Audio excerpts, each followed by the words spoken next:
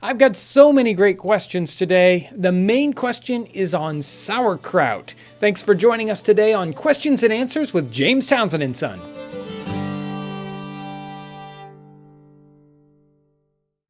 There's so many questions. I don't know where to start. Here we go.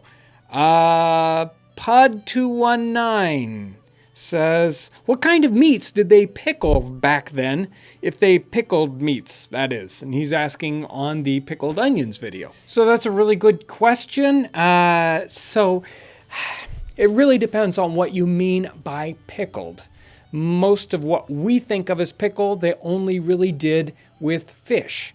But they also preserved their meats in a lot of different ways. They even had something they called pickling meat, but really it was more of a marinade, what we would call a marinade today. It was there for flavoring the meat, not for long-term storage. For long-term storage, they would cure the meats or they would pot meats instead of pickling like we would think of as a pickle. Here's the next one. I'm not sure how to pronounce it. I think it's Genesee.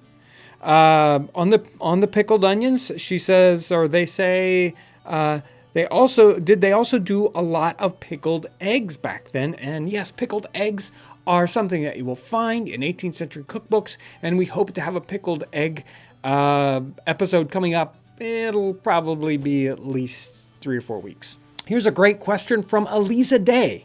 She says, how do you get rust out off of a cast iron pot?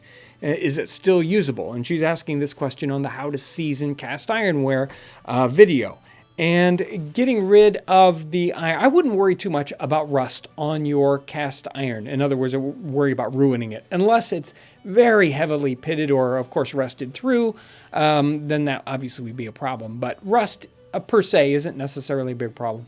You can have it sandblasted, but a regular person isn't going to do that. One of the best ways to get off heavy rust deposits is to soak it in an acid-like vinegar. So take your cast iron pot or pan and fill it up with a vinegar solution and leave that for a day, maybe to 12 hours, and then that will eat up the rust, and then you will be able to just sort of scrape all that away. And that will, you can get rid of the rust that way. If it's just a light rust deposit, then you can just do some fine sanding on it, and that will get rid of your rust for you. And then you can just reseason that pan and use it like normal. The next question comes from the egg preservation video, and this is Jacob. There's no way I could pronounce this last name, so I'll just skip over that. He says, cool, what about nutritional values of long-term storage of eggs? Is slaked lime safe for food because of the porous structure of the shell? We probably will eat some amount of the lime. And are eggs washed before preservation? Well, let me do this kind of backwards. Eggs aren't washed. We talked about washing the eggs, actually making them not preserve well. So you don't want to wash those eggs unless they're really cruddy. And some of that lime does, over time, infiltrate the egg. But like I said in a later question and answer video, one of the better limes to use for this is a pickling lime. And pickling lime is obviously food safe. Regular lime should be food safe, but it's best probably to use that pickling lime as it's meant for food situations. And that lime will infiltrate the egg and affect the taste after a long period of time. But it shouldn't really affect the nutritional value that much of the egg, depending on how long it's stored. The next question comes off of the pickled onion episode, and it's the Total Outdoorsman. And he says, would apple cider vinegar work? And what time period did pickling cucumbers originate? And the apple cider vinegar will likely work. It will definitely change the flavor. You might want to dilute it with distilled vinegar. I haven't tried that. Now, what about pickled cucumbers? Well, I asked Kevin, and he did a whole bunch of searching on the interwebs and found all kinds of information about pickled cucumbers going all the way back until the 3rd century BC. So they've been pickling cucumbers for forever. So, but he did find one reference, 1622 recipe. It's from the Plain Philosophical Discourse of the natures and faculties and effects and all such things as by the way of nourishment. And, well, it just keeps going on. It's a very long, that's just the title of the cookbook. This next question comes on the Pemmican video. And just recently, Dusty Old Thing has featured the Pemmican video, and it's got all these views and lots of new questions. So here is Sammy Jane. I think that's the name. It says, if making to store for survival purposes, would you recommend using a Torah suet or the real suet you make in your other videos? Also, I remember seeing that suet goes rancid pretty quickly in your other videos. So if that is the case, how does pemmican last for 10 plus years if it has suet in it?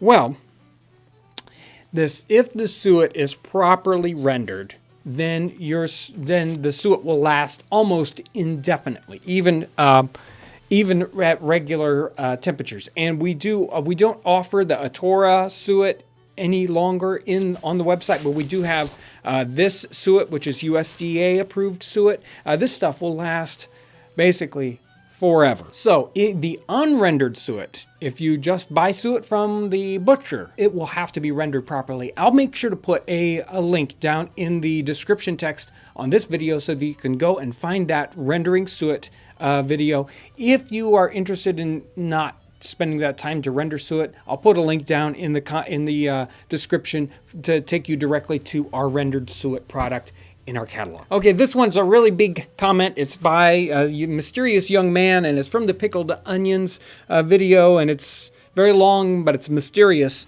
He says, you've opened a huge can of worms for me. I love pickled vegetables and grew up with my grandmother pickling corn and beans and making kraut. We would even have suppers where we would have pickled beans and corn together along with a big bowl of kraut, and we'd call them rotten suppers. I like that. I have a couple of questions. First, was sauerkraut something Americans in the 18th century enjoyed, or was it something mainly you would find in German settlements? Second, have you ever run across pickled green beans?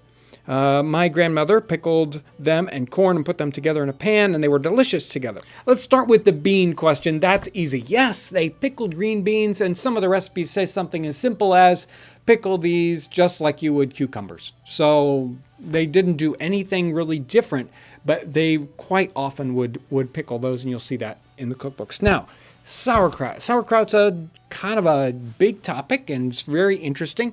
Obviously, it was very common in German settlements. It was also common in 18th century Dutch situations. The French had a version of sauerkraut by a different name. Kevin said it. What is it? Choucroute is what he says, but I wouldn't trust him on pronouncing anything French. And then there's even a Russian version. So there's a whole bunch of Northern European pickled sauerkraut kind of things that are available. Now, what happens in the American context and in the English context? That's where the real interesting things is. So we know about all these Europeans using sauerkraut, but did the English use sauerkraut? Captain Cook specifically took sauerkraut along on his journeys exploring the South Seas, and he actually had to do a little work to get the sailors to want to eat it. And he took it along because of it being good for scurvy. So it helped have vitamin C in it. But he had to actually sit alongside his sailors and eat some of it to get them to really want to eat it. So they weren't all that, excited about it. So in normal situations in English cooking, probably not. Maybe if there was some German connection, yes. What about Americans? Well, George Washington requisitioned Congress in 1777, and one of the provisions he asks for is sauerkraut. So we know that, at least in a standard military context, that sauerkraut was something that was at least occasionally used.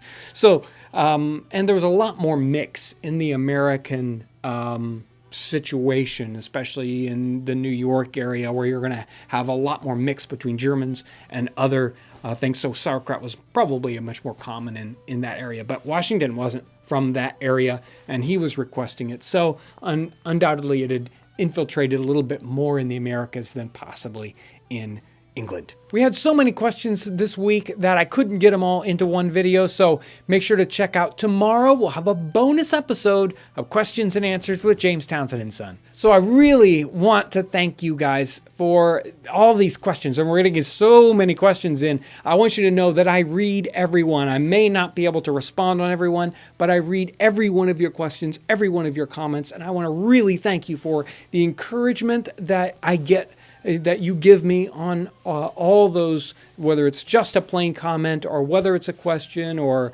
when you chime in and help other people with questions. I want to thank you guys for trying to answer some of those questions. Very, very helpful. I really want to thank you guys for all the support that you give us, sharing the videos on Facebook and on YouTube too. It's so very helpful, so very encouraging. So thank you guys so much for that, and I want to thank you for watching. If you're a new viewer and you haven't subscribed, press the subscribe button up here. That'll take you to a spot where you can subscribe. That really is the best way to get notification of all the new videos that are out. I want to thank everyone for watching.